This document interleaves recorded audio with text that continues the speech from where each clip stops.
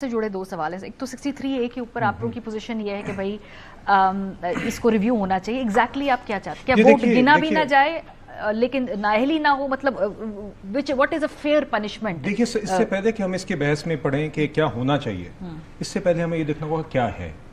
मेरे नज़दीक 63A की जजमेंट सुप्रीम कोर्ट की is a classic case of री राइटिंग द कॉन्स्टिट्यूशन।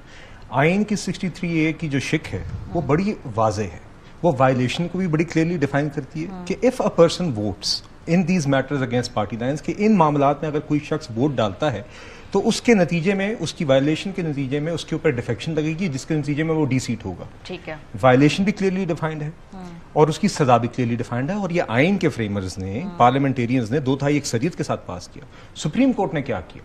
एक इजाफी पेनल्टी डाल दी कि आपका वोट भी नहीं गिना जाएगा। हालांकि इस शिक में कोई इबाहम नहीं थी, ये इंटरप्रिटेशन नहीं है, ये इजाफा है उस शिक के अंदर। ये almost like adding a penalty. ये तो उसको वाटर टाइट कर दिया ना मजीद, ताकि कोई सोचे भी ना कि हम नाअहल भी होंगे, वोट भी नहीं। गुजारिश है, मुश्किल कर दिया ना मजीद। गुजारिश है, देखिए अगर इस तरह की कोई पेनल्टी में इजाफा भी होना है तो ये सिर्फ और सिर्फ पार्लियामेंटेरियंस कर सकते हैं।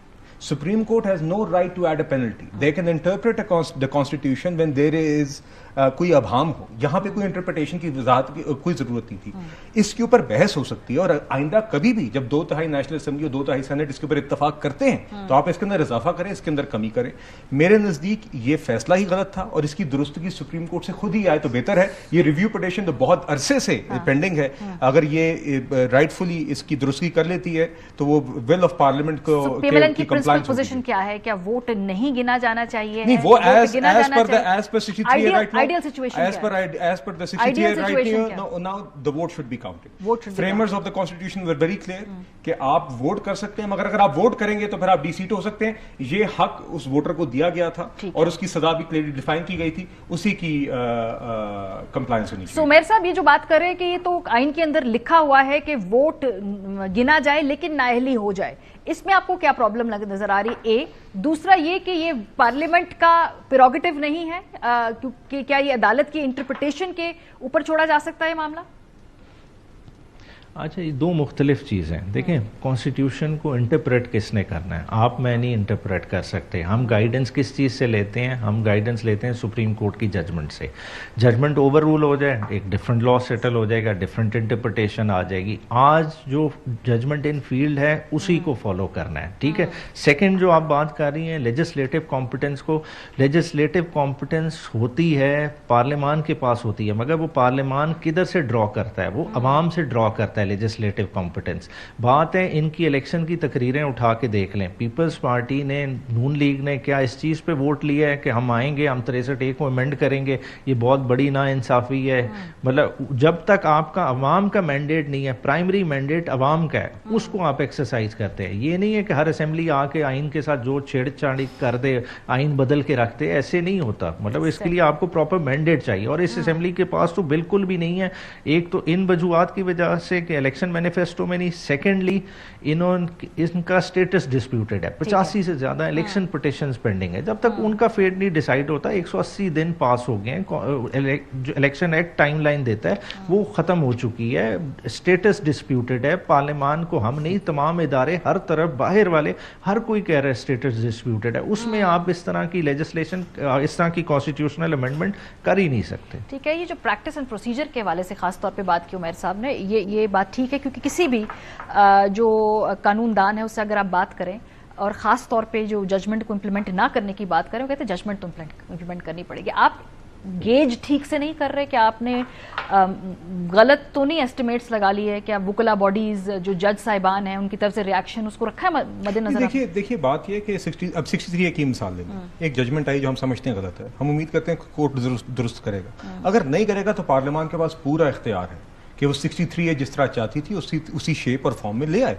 देखिए ना, तो ये तो आईनी टूल्स हैं जो अवेलेबल हैं। अगर supreme court, which in my view this is the classic case of rewriting the constitution, नहीं किया? देखिए, इलेक्शन से पहले जब आप लोगों के पास असेंबली थी, आपके पास एक डिसेंट वहां पर मौजूद थी, two-thirds you need PTI one में नहीं थी, मौलाना साहब को मनाना नहीं पड़ता, सब बिल्कुल ऑन बोर्ड थे। पीडीएम 1 जो था तजर्बा, वो ऐसे सेम पेज में थे। two-thirds of the house was not available। अभी भी नहीं ना, अभी भी तो hence we are trying to build consensus। और मैं आज भी कहता हूं कि नौबत उस पे नहीं आनी चाहिए कि सुप्रीम कोर्ट खुद ही इस रीराइटिंग की दुरुस्तगी कर ले। जहां तक प्रैक्टिस एंड प्रोसीजर की बात है, ऑर्डिनेंस की बात है, देखिए, एक तो मुझे इस चीज की खुशी है कि वो लोग जो 2 साल पहले कहते कि प्रैक्टिस एंड प्रोसीजर बिल उस वक्त इस पे स्टे ऑर्डर हो, ये इंडिपेंडेंस ऑफ जुडिशरी पे हमला है, आज तस्लीम करते हैं कि ये democratisation of the supreme court हुई है और फर्द वाहिद के बजाय 3 जजेस के पास इख्तियार होना चाहिए। पीटीआई बशमूल जो आज इस चीज के ऊपर शोर मचा रहे हैं कि ऑर्डिनेंस क्यों आया है, इतनी अच्छी एक सेटअप है जो चल रहा है, मुझे इस चीज की खुशी है कि उन्होंने इस बात को तस्लीम किया।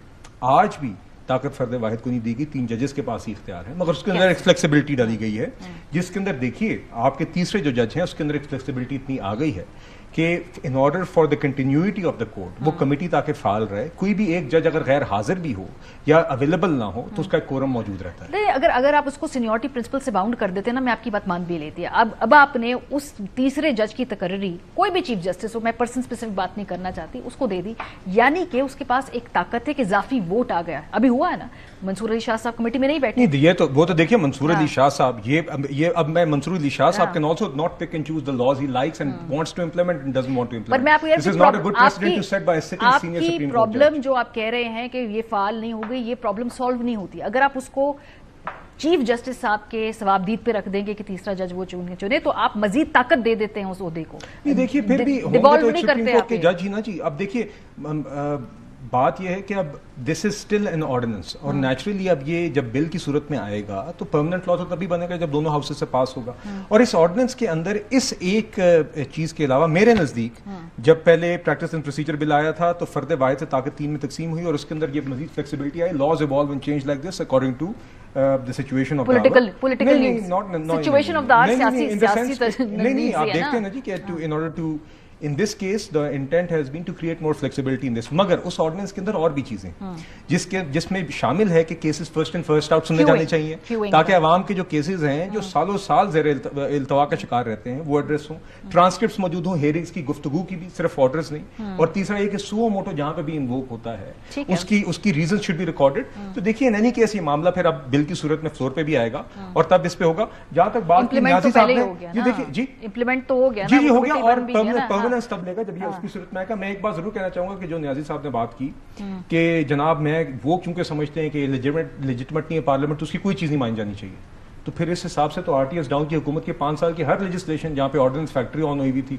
उसके बाद आप बाद में बिल लाते थे, पता नहीं 80-85 कितने ऑर्डिनेंस लाए उसको बिल की सूरत में लाए। तो फिर हम ये भी कहना शुरू कर दें कि क्योंकि वो आरटीएस डाउन जिसको आज उसके आर्किटेक्ट्स भी तस्लीम करते हैं कि वो हुई थी, तो उस वक्त की हर लेजिस्लेशन को उड़ा दें। तो देखिए ये इस तरह नहीं हो सकता कि आपके good to see you course जब तक ना हो, आपकी मंशा ना हो, तब तक आप हर चीज को रिजेक्ट कर दें। Things don't work like this, PTI operates like this, but the rest of the world doesn't.